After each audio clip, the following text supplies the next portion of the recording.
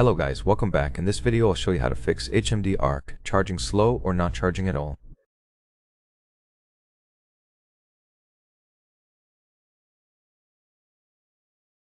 First, try closing all background apps because they might slow down charging. Try a different USB cable and a different charger. Also clean the charging port right here with non-metallic tools like wooden sticks, Q-tips, or compressed air. Don't use metallic tools because you may damage the port.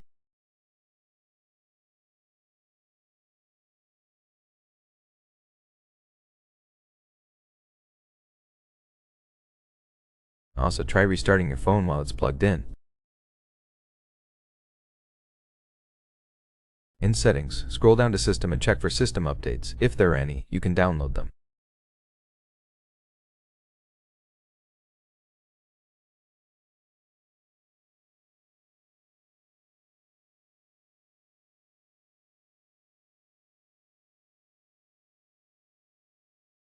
Thanks for watching. Don't forget to leave a like and see you in the next one.